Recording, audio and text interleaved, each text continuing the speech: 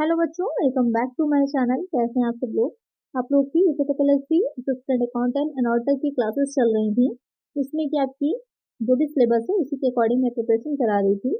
तो उसमें काफ़ी चीज़ें हमने कवर कर ली हैं, काफ़ी कंप्लीट हो गया है। जो कॉमर्स से रिलेटेड पोर्शन आप लोग का आना है, आज इसी में आगे हम पढ़ेंगे इंसॉल्वेंसी के बारे में। तो आज का जो टॉपिक रहेगा कि इंसॉल्वेंसी क्या होती है, किस तरह उसके अकाउंट बनते हैं, क्या इंपॉर्टेंट उसके अकाउंट्स बनाए जाते हैं, क्या प्रोविजंस होते हैं, क्या रूल्स हैं, क्या एक्ट हैं इससे रिलेटेड, और कुछ उसी के एमसीक्यूज भी सॉल्व करेंगे।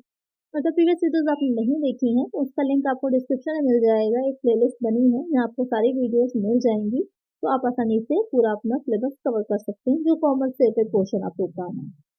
तो आई वीडियो को शुरू करते हैं। लेकिन शुरू करने से पहले जिन बच्चों ने चैनल को सब्सक्राइब नहीं किया होगा, सब्सक्राइब कर लीजिएगा। वीडियो अच्छी लगेगी लाइक कर दीजिएगा और फ्रेंड्स तक वीडियो को शेयर भी करना है। तो जब बात आती है कि इंसॉल्वेंसी क्या है, व्हाट इज इंसॉल्वेंसी, दिवालिया क्या है, आपने वो काफी सुना होगा ये वर्ड। फाइनेंशियल अकाउंटिंग में बीकॉम में आपने पढ़ा भी होगा, ये चैप्टर है पूरा इसके बारे में कि दिवालिया संबंधी खाते क्या होते हैं, लेखी किस तरह से रखे जाते हैं।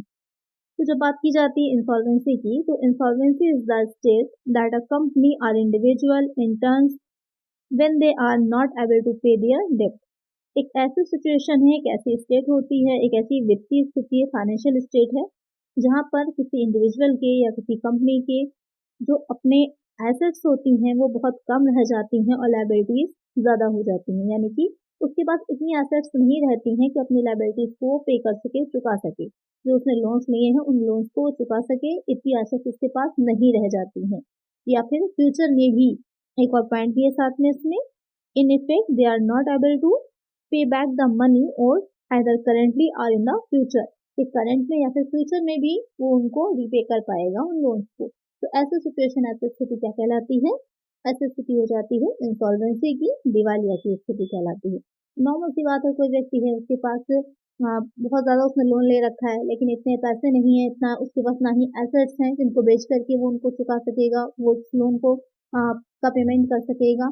तो ऐसी स्थिति में क्या कहा जाता है कि वो व्यक्ति दिवालिया है या फिर इंसॉल्वेंट है।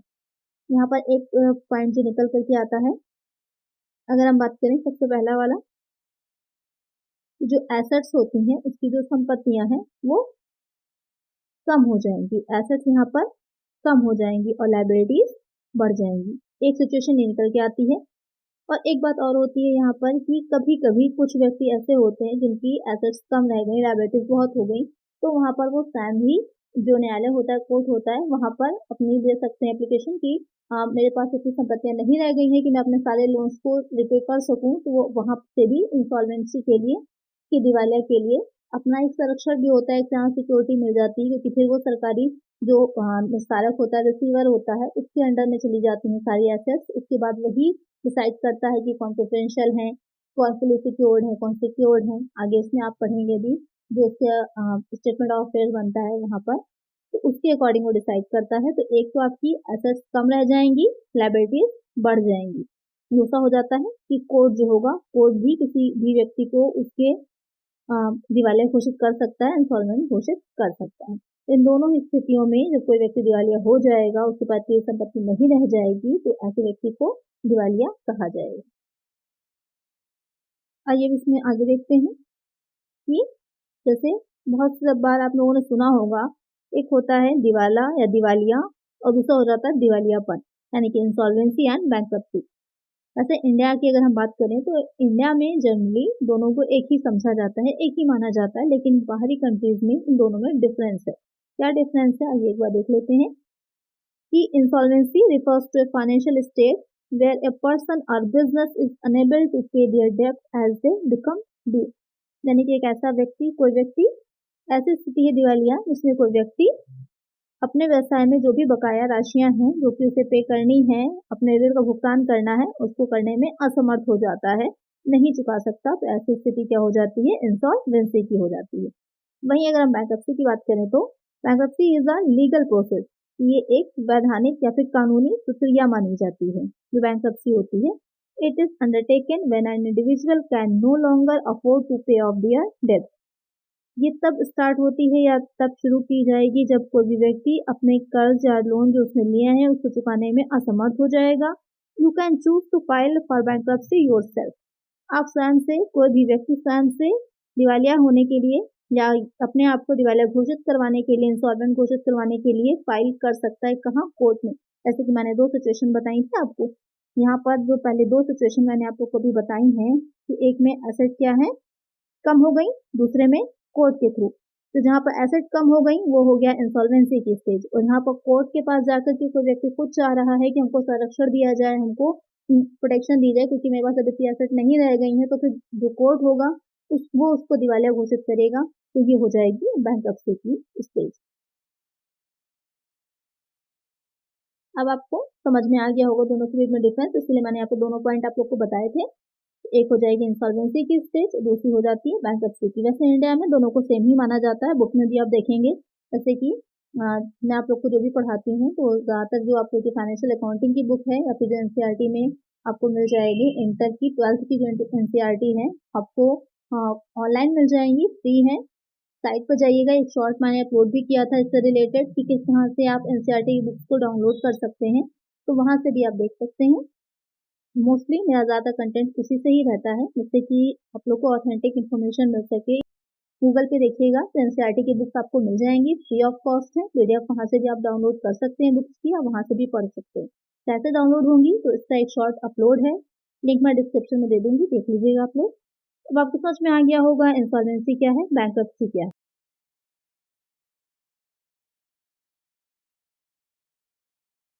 नेक्स्ट आ जाता है इंसॉल्वेंसी लॉ, कि कौन से अधिनियम चल रहे हैं, क्या दिवालिया अधिनियम है इससे रिलेटेड। एक हो जाता है प्रेसिडेंसी टाउन इंसॉल्वेंसी एक्ट, और दूसरा हो जाता है प्रोविंशियल इंसॉल्वेंसी एक्ट। तो ये 2 एक्ट हैं जो कि आपके इंसॉल्वेंसी से रिलेटेड हैं। आइए इसको थोड़ा सा डिटेल में देख लेते हैं। प्रेसिडेंसी टाउन इंसॉल्वेंसी एक्ट की अगर हम बात कर रहे हैं, इसको हिंदी में भी आपका प्रेसिडेंसी टाउन इंसॉल्वेंसी एक्ट की अधिनियम ही बोला जाता है। तो इसकी अगर हम बात करें तो this act applies in the presidency towns of Mumbai, Chennai and Kolkata. यानी कि ये 3 जगहों पर, 3 स्थानों पर इससे क्वेश्चन डायरेक्ट आपका बनेगा कि ये कहाँ कहाँ पर लागू होता है। तो इन 3 सिटीज में ये लागू होता है, इसको ध्यान में रखिएगा। बाकी सारे सिटीज में लागू नहीं होता, सिर्फ इन 3 जगहों पर ही होता है। तो यहाँ पर बहुत सी चीजें बताई गई हैं अलग अलग। तो इम्पोर्टेंट जो है आपका ज़्यादातर क्वेश्चन जहाँ से पुटअप होते हैं, तो कब पास हुआ था, तो जो पास हुआ था ये आपका 1909 में हुआ था, और कहाँ कहाँ लागू हो रहा है, इन 3 जगहों पर। इसके अलावा इसमें क्या एक्ट में इम्पोर्टेंट चीजें हैं, तो ज्यादा जो क्वेश्चन पूछे जाते हैं वो पूछे जाते हैं आपके प्रेफरेंशियल क्रेडिटर्स से, कि जो प्रेफरेंशियल क्रेडिटर्स होते हैं किसमें किस तरह से दे रखे हैं। देखिए चीज़ों में बहुत ज़्यादा डिटेल दे रखी होती है, लेकिन सबसे क्वेश्चंस नहीं बनते हैं। क्वेश्चंस जहाँ से बनते हैं वहीं से पढ़िए, जिससे कि बहुत ज़्यादा डीपली पढ़ने का फायदा नहीं होता, वो पढ़िए जो एग्जाम में पूछा जाना है।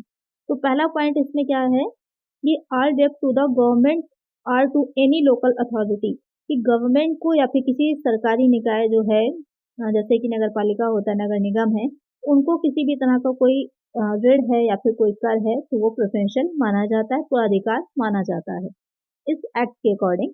सेकेंड पॉइंट है कि ऑल सैलरीज और wages of any clerk, servant और labourer in respect of services rendered to the insolvent during 4 months before the date of the presentation of the petition, not exceeding rupees 300 for each clerk and rupees 100 for each such servant or laborer।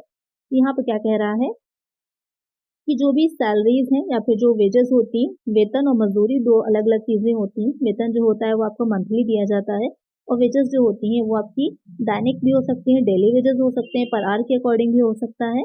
दोनों में difference होता है, अक्सर बच्चे नहीं समझ पाते, तो ये डिफरेंस होता है दोनों में।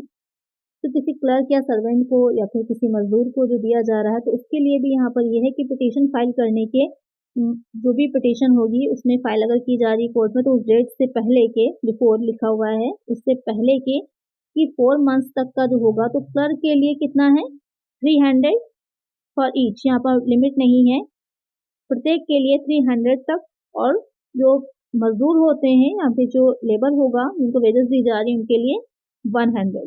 यहाँ पर ध्यान में रखिएगा, क्लर्क के लिए 300 है और जो लेबर होगा उनके लिए 100 है तक प्रेफरेंशियल माना जाएगा। इसके ऊपर जितना होगा, इससे अधिक जितना होगा, उसको प्रेफरेंशियल नहीं माना जाएगा। उसके बाद आ जाता है कि rent due to a landlord from the insolvent provided the amount payable under the first shall not exceed 1 month rent। यहाँ पर क्या कह रहा है कि लैंडलॉर्ड को जो रेंट दिया गया है एक मंथ तक का ही क्या होगा, जो बकाया है उसको एक मंथ तक का ही प्रेफरेंशियल माना जाएगा, उससे ज्यादा होगा तो उसको प्रेफरेंशियल नहीं माना जाएगा। तो क्वेश्चन डायरेक्ट यहीं से पुटअप होते हैं, तो इसको ध्यान में रखिएगा कि क्लर्क के लिए 300 है और अगर लेबर की बात हो रही है तो 100 है। चलिए इसमें नेक्स्ट देखते हैं आगे। अब नेक्स्ट आ जाता है प्रोविंशियल इंसॉल्वेंसी एक्ट। इसमें क्या है कि कब आपका आया था, 1920 में पास हुआ था, इसको ध्यान में रखिएगा।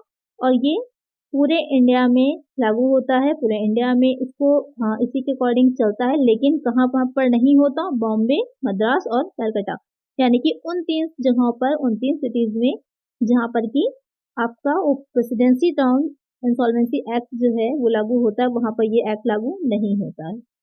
अब आ जाते हैं कि इसमें इंपॉर्टेंट क्या है, तो प्रेफरेंशियल में क्या चीजें आती हैं। ऑल डेब्ट ड्यू टू द गवर्नमेंट और टू एनी लोकल अथॉरिटी, यहाँ पर ये दोनों में ही सेम रहेगा कि जो भी गवर्नमेंट को या फिर लोकल अथॉरिटी को चीजें दी जानी, डेब्ट है या फिर टैक्सेस हैं, वो दोनों में ही प्रेफरेंशियल ही स्वाधिकारी ही माने जाएंगे। दूसरा पॉइंट है कि ऑल सैलरीज और वेजेस, तो यहाँ पर कितनी होती है वही चीज पूरी लिखी हुई है। तो यहाँ पर जो क्लर्क होगा उसका कितना हो जाएगा, 20 रुपीज। क्लर्क हो, सेवक हो या फिर मजदूर हो, वहाँ इसमें तीनों ही कंडीशन में एक चीज का ध्यान रखिएगा कि 20 रुपीज ही है।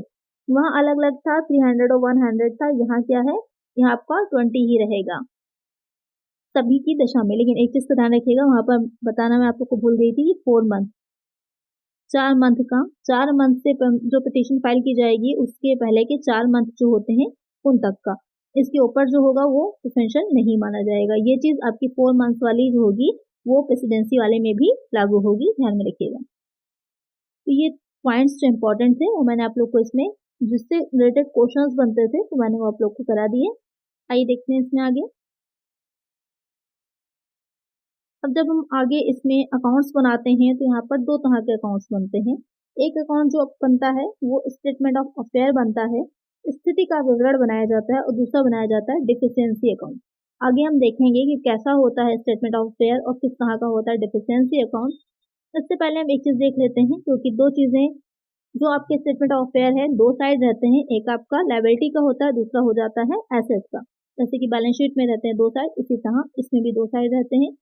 जब बात लायबिलिटी की जाएगी तो वहां पर जो लायबिलिटीज होती हैं उसको 4 अलग अलग जो सूचियां हैं यानी कि जो लिस्ट हैं उसमें अलग अलग डिवाइड किया जाता है। जो सूची आ है, सूची ए है, उसमें आ जाते हैं आपके आरक्षित लेनदार यानी कि अनसिक्योर्ड क्रेडिटर्स, आरक्षित जो लेनदार होते हैं। तो आरक्षित लेनदार की अगर हम बात कर रहे हैं जो लिस्ट ए में आ रहे हैं तो उसमें कौन कौन सी चीजें हो जाती हैं, जो देय विपत्र होते हैं या फिर जो कंटीजेंट लायबिलिटीज होती हैं या फिर जो आपके किसी तरह का कोई अनएक्सपेक्टेड एक्सपेंसेस होते हैं, वो सब आ जाते हैं आपके जो लिस्ट ए है अनसिक्योर्ड क्रेडिटर में। फिर आ जाते हैं लिस्ट बी पर।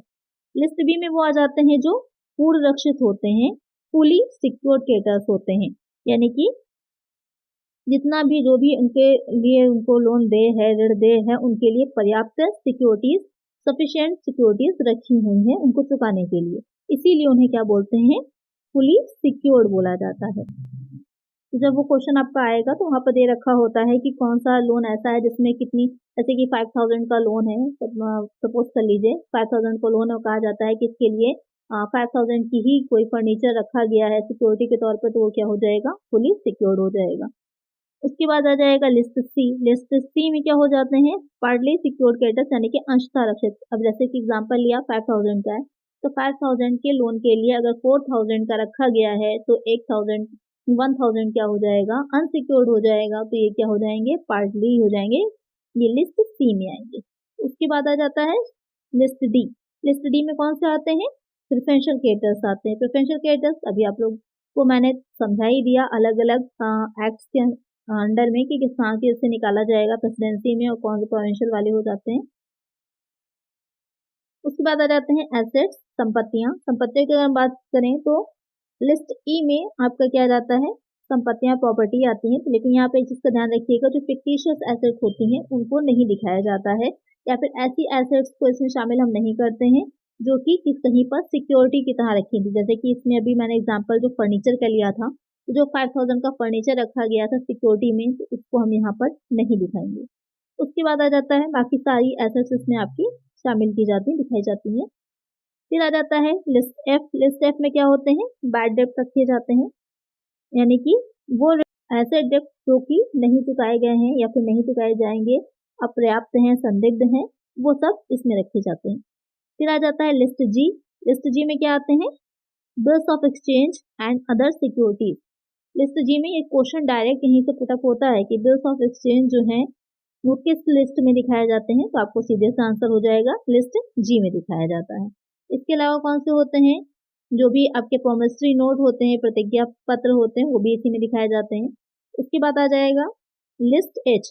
लिस्ट एच में क्या रहता है, जो डेफिशिएंसी आती है, जो कमी होती है, उसको दिखाया जाता है। तो ये आपको समझ में आ गया होगा कि कौन सी जो लिस्ट है वो लायबिलिटी से रिलेटेड है और कौन सी एसेट से, और किस लिस्ट में क्या चीजें दिखाई जाती हैं। आइए अब एक बार देख लेते हैं कि जो स्टेटमेंट ऑफ अफेयर बनता है, स्थिति का विवरण बनता है, वो उसका फॉर्मेट कैसा होता है, किस तरह का होता है।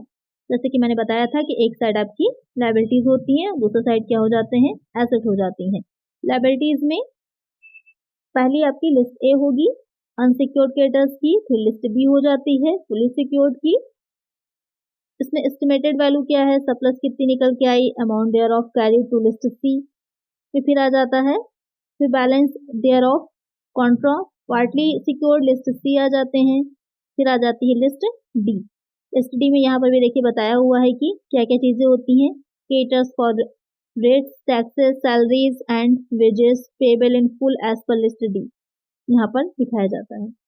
फिर इधर आ जाएगा एसेट साइड में, सबसे पहले लिस्ट ई आएगी। लिस्ट ई में यहाँ पर आप देख सकते हैं जो जो चीजें दे रखी हैं, तो आप ये इससे भी याद कर सकते हैं कि क्या क्या चीजें लिस्ट ई में शामिल की जाती हैं। सारी ही एसेट्स आप देख रहे होंगे इसमें आई हैं, चाहे वो आपकी फिक्स्ड हो चाहे करंट हो। सिर्फ फिक्टिशियस एसेट मैंने बताया, जैसे काल्पनिक संपत्तियां जो होती हैं उनको नहीं शामिल किया जाता है।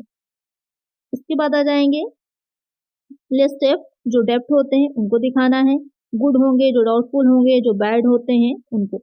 फिर लिस्ट जी आ जाएगी, बिल ऑफ एक्सचेंज से रिलेटेड आ जाएगी। उसके बाद जो डिफिशियंसी है वो लिस्ट एच में आ जाएगी। दोनों का डिफरेंस जो होता है, अगर ये आपका साइड बड़ा होगा क्योंकि लायबिलिटीज ज्यादा हो गई हैं, एसेट कम रह गई हैं आपकी, तो यहाँ पर क्या होगा, क्योंकि एसेट का कॉलम आपका कम आएगा। जैसे कि बैलेंस शीट में दोनों कॉलम इक्वल होते हैं, बराबर होते हैं, लेकिन इसमें ऐसा नहीं होगा, इसमें एसेट साइड में कमी आएगी। वही कमी कहाँ ले जाएंगे हम, लिस्ट एच में लेकर जाएंगे, और इस तरह से दोनों साइड इक्वल हो जाएंगे। तो आपको समझ में आ गया होगा कि क्या चीज कहाँ पर कैसे दिखाई जाती है। अब आइए देख लेते हैं जो एफिशिएंसी अकाउंट है उसका स्टेटमेंट क्या होता है, कौन सी चीजें किस साइड दिखाई जाती हैं, आइए वो देख लेते हैं।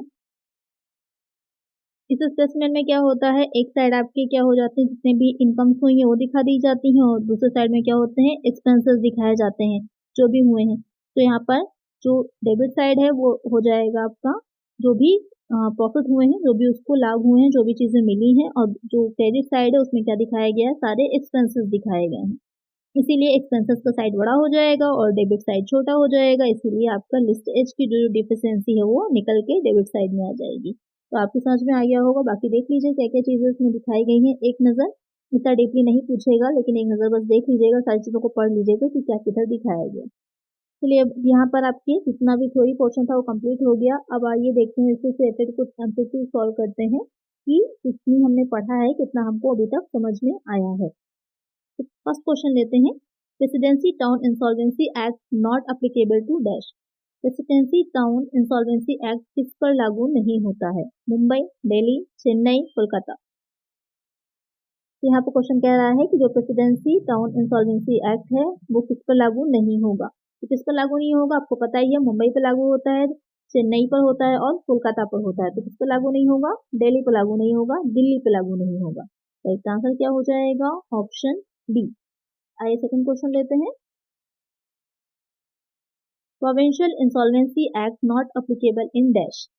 प्रांतीय दिवालिया अधिनियम डैश में लागू नहीं होता है, मुंबई, आगरा, हैदराबाद, नागपुर। तो यहाँ पर क्वेश्चन आपसे कह रहा है कि जो प्रोविंशियल यानी कि जो प्रांतीय दिवालिया अधिनियम है वो किस पे लागू नहीं होगा। तो आपको पता ही है कि 3 सिटीज जो हैं उस पर कौन सा लागू होता है, प्रेसिडेंसी टाउन लागू होता है। वो कौन सी थी, मुंबई, मद्रास और कोलकाता, तो यहाँ पर मुंबई जो है उस पर लागू नहीं होगा, बाकी पूरे इंडिया पर होता है। तो एक आंसर हो जाएगा ऑप्शन ए। नेक्स्ट क्वेश्चन लेते हैं। Statement of affairs is statement of dash. स्थिति विवरण डैश का विवरण है। प्रॉफिटेबिलिटी, लाभप्रदता, लिक्विडिटी, तरलता, एसेट एंड लायबिलिटी, संपत्ति और देयता, नन, इनमें से कोई नहीं। जो स्टेटमेंट ऑफ अफेयर्स बनता है उसमें क्या चीज दिखाई जाती है, तो अभी आपने देखा एक साइड लायबिलिटीज थी और दूसरी साइड क्या थी, एसेट थी। तो किसका विवरण है वो, एसेट और लायबिलिटीज का। तो एक आंसर हो जाएगा ऑप्शन सी। नेक्स्ट क्वेश्चन है, statement of affairs is prepared at dash. स्थिति विवरण डैश पर तैयार किया जाता है। Book value, net realisable value, cost, other. Question में कह रहा है कि जो स्टेटमेंट ऑफ अफेयर बनाया जाता है वो किस पर बनाया जाता है। तो स्टेटमेंट ऑफ अफेयर क्यों बनाया जा रहा है, यही देखने के लिए बनाया जा रहा है ना कि क्या उसकी लायबिलिटीज हैं और कितनी अब एसेट बची हैं। तो कितनी एसेट बची है हमें कैसे पता चलेगा, जो उसकी एक्चुअल में स्टैम्प एसेट का वसूली योग्य मूल्य होगा, रियलाइजेबल वैल्यू होगी, उसी पर तो दिखाया जाएगा ना। तो क्या करेक्ट आंसर हो जाएगा ऑप्शन बी। जो स्टेटमेंट ऑफ अफेयर्स होता है वो किस वैल्यू पर तैयार किया जाता है, नेट रियलाइजेबल वैल्यू पर। एक आंसर है ऑप्शन बी। नेक्स्ट क्वेश्चन है, Which of the following item not included in statement of affairs? निम्नलिखित में से कौन सा मद स्थिति विवरण में शामिल नहीं है। Fix asset, investment, current asset, fictitious asset. तो आपको पता ही है, अभी आपने देखा कि फिक्स को भी शामिल करते हैं, इन्वेस्टमेंट को भी और करेंट एसेट को भी। किसको शामिल नहीं करते, जो काल्पनिक संपत्तियां होती हैं, फिक्टिशियस एसेट होती हैं। तो एक आंसर होगा ऑप्शन डी। नेक्स्ट क्वेश्चन है, Which of the following item is preferential under both Presidency Town and Provincial Insolvency Act dash? Presidency Town एवं जो Provincial Insolvency Act है, दोनों के तहत निम्नलिखित में से कौन सी वस्तु को अधिकार है। सैलरीज टू क्लर्क, क्लर्क का वेतन, वेजेस टू वर्कर, श्रमिकों की मजदूरी, रेंट, किराया, रेट्स एंड टैक्सेस। यहाँ पर क्वेश्चन में कह रहा है, ये आपका सक्सेस नहीं होगा, हाँ, दर और कर। तो यहाँ पर क्वेश्चन में कह रहा है कि दोनों ही एक्ट में कौन सी ऐसी चीज है जो दोनों ही एक्ट में क्या होती है, सेम रहती है और दोनों ही प्रेफरेंशियल मानी जाती है, यानी कि अधिकारी मानी जाती है। तो एक चीज का ध्यान दीजिएगा कि सैलरीज और वेजेस ये सब बताई गई थी, लेकिन साथ में कंडीशंस जुड़ी थी। 4 मंथ की है, 300, 120, इस तरह से कंडीशंस थी। किराए के लिए भी था कि 1 मंथ का होना चाहिए, लेकिन यहाँ पर कुछ भी बताया नहीं गया है। तो दोनों में सिमिलर नहीं है, लेकिन क्या चीज सिमिलर है, जो भी गवर्नमेंट को या फिर लोकल अथॉरिटी को टैक्सेस पे करने हैं वो दोनों में ही तो आप अधिकारी ही माने जाएंगे, दोनों में ही क्या माने जाएंगे, प्रेफरेंशियल माने जाएंगे। तो इसलिए करेक्ट आंसर होगा हमारा ऑप्शन डी। नेक्स्ट क्वेश्चन है, द लिमिट ऑफ सैलरी पर clerk under presidency town insolvency act is dash. Presidency town insolvency act के तहत वर्तमान में प्रति क्लर्क वेतन की सीमा है 100, 200, 300, 400। बहुत इजी सा क्वेश्चन है, मैंने आप लोग को अभी पढ़ाया है। तो इसका आंसर आप लोग मुझे जल्दी से कमेंट करिए कि क्या इसकी लिमिट है, किस लिमिट तक हम इसको दिया जा सकता है। यहाँ पर किसकी बात हो रही है, क्लर्क की सैलरी की बात हो रही है। तो इसका आंसर आप लोग मुझे कमेंट करिएगा। नेक्स्ट क्वेश्चन है, if the realizable value of assets is more than liability, creditors are classified as dash। यदि संपत्तियों का वसूली योग्य मूल्य देयता से अधिक है तो लेनदारों को डैश के रूप में वर्गीकृत किया जाता है। Fully secured, partly secured, preferential, unsecured. Question में कह रहा है कि जितना दायित्व है उससे ज्यादा अगर जो संपत्ति रखी गई है सिक्योरिटीज पर उसकी वैल्यू ज्यादा है, और जो दायित्व है जितनी हमें लायबिलिटी चुकानी है, लोन हमें पे करना है, वो कम है और हमारी एसेट ज्यादा है, तो ऐसी संपत्ति क्या होगी, ऐसी संपत्ति कहलाती है फुली सिक्योर्ड। तो एक आंसर हो जाएगा ऑप्शन ए। नेक्स्ट क्वेश्चन लेते हैं, bills discounted likely to be dishonour are recorded in statement of affairs dash. भुनाए गए बिलों के अनादर होने पर उसे किस सूची में दर्ज किया जाता है, list A, list B, list C, list D. तो बिल्स डिस्काउंटेड को किस सूची में दिखाया गया था, अभी मैंने आप लोगों को जो समझाया था, तो वहां पर हम इसे लिस्ट ए में दिखाते हैं। तो एक आंसर हो जाएगा ऑप्शन ए। नेक्स्ट क्वेश्चन है, bills of exchange are recorded in statement of affair is dash. विनिमय के बिल स्थिति विवरण में दर्ज किए जाते हैं, list A, list E, list F, list G. किसमें दिखाए जाते हैं, तो ये दिखाए जाते हैं आपके लिस्ट जी में। तो एक आंसर हो जाएगा ऑप्शन डी। इसी तरह जितनी भी लिस्ट अभी मैंने आप लोग को बताई हैं सबसे रिलेटेड क्वेश्चंस बनेंगे, तो इसमें आप देख लीजिएगा। ऐसे ही सेम एज इट इज ही क्वेश्चंस रहेंगे, अलग अलग दे देगा, यहाँ पर कुछ और लिख देगा और पूछेगा कौन सी लिस्ट में आ रहा है या फिर कमी खाता किस लिस्ट में दिखाया जाता है, तो लिस्ट एच हो जाएगा। इस तरह से क्वेश्चन आप लोग के बनेंगे। तो आज की वीडियो में इतना ही। आई होप आपको अच्छे से समझ में आ गया होगा इंसॉल्वेंसी के बारे में। तो आज की वीडियो में इतना ही। अगर वीडियो अच्छी लगी है, समझ में आया है, तो लाइक जरूर कर दीजिएगा, चैनल पर नया सब्सक्राइब कर दीजिएगा और फ्रेंड्स तक वीडियो को शेयर कर दीजिएगा। मिलते हैं नेक्स्ट वीडियो में। Thank you.